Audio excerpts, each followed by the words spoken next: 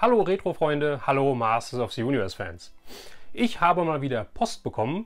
Was ich da bekommen habe, ist für mich ein absolutes Highlight für meine Sammlung, ein Highlight meiner bisherigen Videos und das möchte ich euch natürlich nicht vorenthalten. Ja, ich würde sagen, wir legen direkt los. Ich möchte euch nicht länger auf die Folter spannen. Ich kann es auch gar nicht abwarten, euch das Ganze zu präsentieren.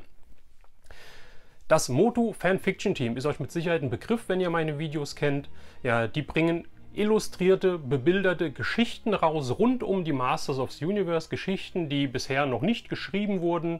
Das ist ein Fanprojekt von Fans für Fans, ja, von dem Alex Streb und dem Alex Derra.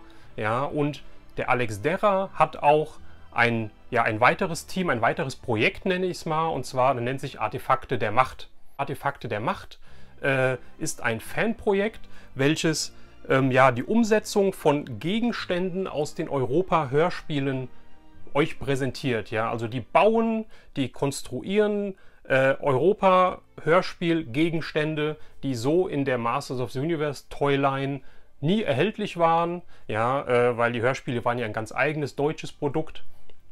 Und das letzte Mal wurde rausgebracht zum Beispiel das Todestor aus der Folge 2 von den Europa-Hörspielen, das Todestor. Ja, das Todestor habe ich leider viel zu spät mitgekriegt, dass sie das halt gebaut haben. Wie gesagt, das sind Fanprojekte, ja. Das war ein so mega Teil, ja. Ich habe es auf Bildern gesehen und ich könnte mich jetzt immer noch ärgern, dass es das halt, ja, dass ich es nicht mitgekriegt habe und dass es so schnell ausverkauft war. Ja, und es gibt was Neues, ja. Es gibt was Neues vom Artefakte der Macht Team und ich möchte euch das jetzt vorstellen. Und zwar habe ich Post bekommen, wie gesagt, und der Alex Derra hat es mir zugeschickt. Und zwar ist das neue Teil, die Zeitschleuder. Leute, ist das geil? Ist das nicht klasse? Ja, die Zeitschleuder, ja, wer kennt es noch? Ja, hebt mal alle die Hand. Die Zeitschleuder ist ein Produkt, welches in der Folge 1 Sternenstaub zugange war. Die Zeitschleuder wurde von Man at Arms gebaut in dieser Folge. Ja, Teela hat sie ausprobiert. Skeletor hat das Zauberschwert gestohlen, ja, hat es in einen Zeittresor gepackt. Ja, und oh Wunder, Man at Arms hatte gerade just in dem Moment eine Zeitschleuder erfunden gehabt, die sie dann mit Hilfe dieser das Zauberschwert wieder aus diesem Tunnel, aus diesem Zeitkorridor, aus dem Zeittor wieder rausholen konnten. Ja, das war ein kleines Gimmick, ja, in dieser Folge und was soll ich sagen, das Artefakte der Macht-Team hat sich Gedanken gemacht, was können wir denn für ein Artefakt rausbringen und es ist auf die Zeitschleuder gefallen. Leute, ich bin total begeistert und ich möchte mit euch das Ganze jetzt einmal auspacken. Ja, ich habe es eben schon mal in die Kamera gehalten, ich mache es auch gerne noch einmal. Ja, ich blende euch auch zwischendurch jetzt immer wieder Bilder davon ein. Ja, und zwar sieht das nicht klasse aus. Das ist eine schöne Box, ja, mit einem genialen Artwork hier. Das Boxmotiv ist von dem Simon Eckert. Ja, die Box entworfen hat der Stefan Harbauer. Ja, also es ist immer ein Team, welches der Alex Derra sich um sich rum versammelt, von Sachen, ja, 3D-Drucke von, wenn Sachen gegossen werden müssen, wenn Sachen entworfen werden müssen und so weiter. Er hat da wirklich immer tolle Leute, ein tolles Team um sich rum. Ja, und hier, wie gesagt, haben wir die Boxart, ja, von der Zeitschleuder. Es ist total klasse. Ja, das Artefakte der Macht ist halt im Stil der Masters of the Universe, des Masters of the Universe Schriftzuges gehalten. Ja, ich habe hier unten, genau da, wo normalerweise das Mattel-Zeichen steht, habe ich auch Custom draufstehen. Finde ich total klasse. Das sind so Kleinigkeiten. Ja, hier produziert und bemalt in Deutschland haben wir da stehen. Dann haben wir hier stehen, erlebe mit der Zeitschleuder neue Abenteuer in einer Welt voller Wunder und Mysterien. Das ist so klasse, das ist so detailverliebt, ja. Die Leute, die Jungs, das Team, die haben so einen Spaß daran. Ich finde es richtig klasse, ich finde es richtig toll. Und die Rückseite zeige ich euch auch nochmal. Da gibt es auch gleich noch was in der Verpackung selbst. Ja, da ist die Zeitschleuder abgebildet mit, ja, ich würde sagen, mit einem, wie ein Notizheft, also mit den Beschreibungen, welcher Knopf welche Funktion hat und so weiter. Ja, ich finde es richtig, richtig toll. Ich finde es richtig klasse. Und das gesagt, packe ich das Ganze mal auf. Man kann das hier so rausschieben. Ja, und dann habe ich verschiedene Sachen drin. Ja, ich möchte als erstes Mal auf die genialen Sachen eingehen, die da mit dabei liegen bei der Zeitschleuder. Und zwar habe ich zum einen nochmal ein Moto Fanfiction illustriertes Heft dabei. Ja, und wer eventuell dieses Bild oder wem es bekannt vorkommt, ja, das Bild ist abgewandelt von dem Gwildor. Ja, richtig, das ist Gwildor. Den mag nicht jeder, aber ich finde es klasse. Ich finde die Figur auch richtig toll. Mittlerweile muss ich sagen, ich habe sie lieb gewonnen über die Jahre. Entstammt ja aus dem Masters of the Universe Realfilm mit Dolph Lundgren. Ja, und das ist das Covermotiv quasi von der kosmische Schlüssel, von der Vintage-Figur, der Comic, der Vintage-Figur beigelegen hatte. Und normalerweise hatte hier den kosmischen Schlüssel. Und hier hat er halt, wie ihr seht, die Zeitschleuder in der Hand.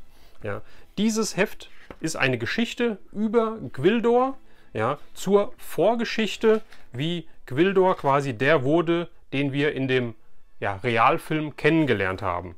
Ich finde es richtig, richtig toll geschrieben wiederum. Ja, ich möchte euch hier nochmal kurz zeigen, hier steht nochmal alles genau drin, wer für was verantwortlich ist in diesem Team oder bei diesem Comic jetzt dabei. Ich sage Comic, es ist kein Comic, es ist ein illustriertes Heft, es ist eine illustrierte Geschichte. Ja, wie ihr seht, es ist immer, ja, es sind Zeichnungen dabei, aber hauptsächlich halt Text. Die Geschichte ist schön geschrieben, ich finde sie toll geschrieben, sie macht richtig was her, ja, und reiht sich nahtlos in die Vorgänger oder an die Vorgängerhefte mit ein. Was wir noch dabei haben, sind ja Karten, sind ja, ich will nicht sagen Kunstdruck, aber Drucke, ja, und zwar haben wir hier einmal das Cover noch einmal, was von Simon Eckert, entworfen wurde, ja, habe ich hier einmal als Karte und auf der Rückseite nochmal die Rückseite von der Verpackung, ja, die Zeitschleuder.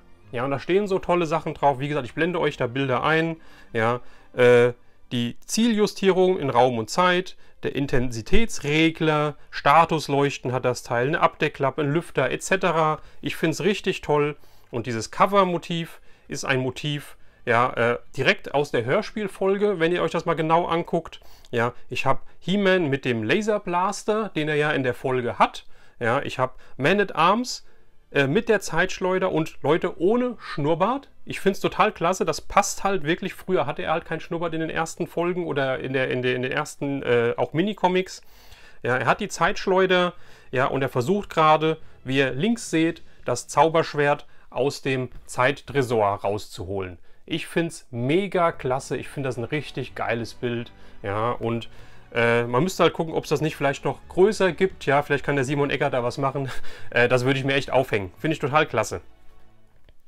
Das zweite Bild, ja, ist von Björn Lensing und da sieht man ein, ja, fast schon Powers of Grayskull, sag ich mal. He-Man reitet auf einem Dinosaurier, ja, diese Figur gab es ja in der Powers of Grayskull Reihe. Ja, ich habe hier, glaube ich, Rattler, gegen den er kämpft. Im Hintergrund ist der Tyrannosaurus mit King Hiss zu sehen. Ja, finde ich auch wieder richtig toll. Ich finde es richtig geil gezeichnet. Und natürlich ist halt auch hier wieder die Zeitschleuder im Einsatz. Ja, die Zeitschleuder hier neben an der Seite. Und die Rückseite. Something Wicked, This Way Comes Soon. Ja, auch hier nochmal ein richtig geiles Bild von Skeletor. Ja, wie er vor der Tür steht und ja, quasi wahrscheinlich gleich die Tür aufmacht. Er hat den Schlüssel schon in der Hand. Ja, und mal gucken, was dann passiert. Ich finde es richtig, richtig toll. Richtig klasse Zeichnung. Die nächste Karte finde ich sowas von gelungen. Ich finde sie richtig klasse und die ist von keinem anderen als von Ken Coleman. Ja, Ken Coleman ist ein Illustrator, ja, ein Digital Artist, der unter anderem Masters of the Universe, ja, Bilder entwirft. Ich finde es richtig, richtig klasse. Ja, ich zeige euch erstmal die Rückseite. Ja, Art of Ken Coleman ist auch die Webseite von ihm. Könnt ihr gerne mal vorbeischauen. Ja, und die Front, Leute, die wird euch umhauen. Ja, wir sehen hier He-Man, unseren Vintage He-Man. Ja, wir haben hier wieder Man-at-Arms mit der Zeitschleuder. Und dann, Leute, ist es abgefahren. Ihr seht hier Karg. Ja, das müsste Karg sein aus dem Realfilm. Und wir haben hier den Space oder den New Adventure Skeletor. Ist das geil? Ja, diese Verschmelzung von diesen zwei Serien. Ich finde dieses Artwork so hammermäßig mir fehlen fast die Worte, ja. Ken Coleman, vielen Dank dafür, das ist richtig klasse und dass das Artefakte der Macht-Team und das Moto Fanfiction-Team diese Karte beigelegt hat. Ich finde es Wahnsinn. So Leute, noch eine Karte ist dabei und zwar gibt es nochmal einen, ich zeige es euch jetzt mal hier, ja, einen QR-Code bei jedem Teil dabei, ja, den verdecke ich jetzt mal, ja, aber ein QR-Code, der den Sound der Zeitschleuder simuliert. Leute, ihr scannt den ab, ja, und dann habt ihr den Zeitschleuder-Sound, ja. Das Teil ist mega klasse, ja, ich finde es richtig toll, ja, und auch die Rückseite seht ihr nochmal, blende ich euch auch nochmal ein, ja. Die Moto Fanfiction haben natürlich auch eine Webseite, die ich unten in der Videobeschreibung verlinke, ja, da findet ihr halt, wie gesagt, Fan-Hörspiele und so weiter. Es ist richtig klasse, die geben sich solche Mühe, die Jungs. Ja, richtig toll. Und jetzt kommen wir zum Highlight und zwar ist das hier drin in der schönen Verpackung. Hier ist wieder der Artefakte der Macht, ein Sticker drauf. Ja, und ich mache es jetzt mal auf und hole das sagenumwobene Teil, die Zeitschleuder raus. Ja, blende ich euch natürlich, wie gesagt, auch nochmal ein Bild von ein und ihr seht hier die Zeitschleuder. Ist das nicht cool? Ist das nicht geil? Ja, ich bin sowas von unkreativ, muss ich ganz ehrlich sagen, ja, dass ich gar nicht auf die Idee kommen würde, sowas zu machen oder beziehungsweise ich käme gar nicht auf die Idee, wie das halt überhaupt aussieht, ja. Und das Geile ist, ich habe jetzt hier einfach mal ein Vintage Man-at-Arms mir geholt, ja, und das Geile ist, die hat halt die richtige Proportion, diese Zeitschleuder, ja. Also ich kann halt richtig die zu den Figuren stellen. Ich kann mit dieser Zeitschleuder meine Storys nachspielen. Ich finde es richtig klasse. Ja, die passt richtig zu den Figuren, zu den Abmessungen. Die ist nicht zu groß, nicht zu klein. Genauso wie man sie sich vorstellt. Ich finde es Wahnsinn. Ich finde es richtig toll. Und nochmal Artefakte der Macht-Team, Moto Fanfiction-Team. Vielen lieben Dank dafür. Ich finde es richtig toll.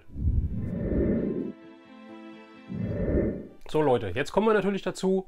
Ja, wie kommt ihr an die Zeitschleuder?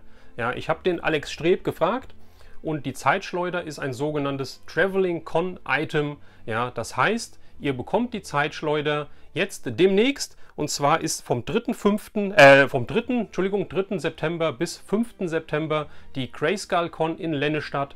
Da wird das Team vor Ort sein. Ja, ihr könnt die Zeitschleuder dort erwerben. Ja, die Zeitschleuder kostet euch 18 Euro. Das habe ich auch bezahlt, ich habe sogar noch Versand bezahlt. Ja, also wie gesagt, ich habe es nicht geschenkt bekommen. Ich mache hier halt ganz frei Werbung, weil ich das halt richtig klasse finde, ja, was die Jungs da immer auf die Beine stellen. Ja, ich kriege da keine Provision oder keine Ahnung was drauf. Ja.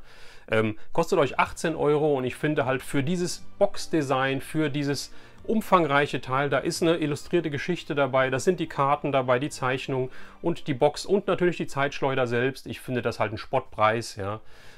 Wie gesagt, bekommt ihr am 3. bis 5.9. in Lennestadt auf der Grayskull Con, ja, sowie am 9. und 10. Oktober auf der Los Amigos in Hanau.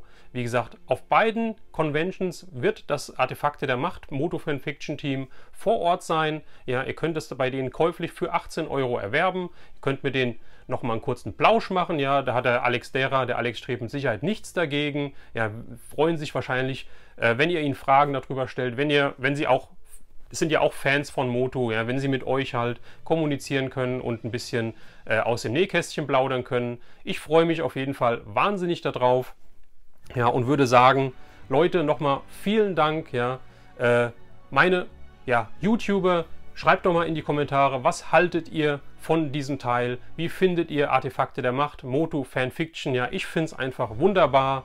Ja, wenn euch das Video gefallen hat, wie immer, gerne Daumen nach oben, teilt das Video, ja, und wenn ihr noch kein Abonnent seid, lasst ein Abo da und verpasst in Zukunft solche Neuigkeiten nicht mehr.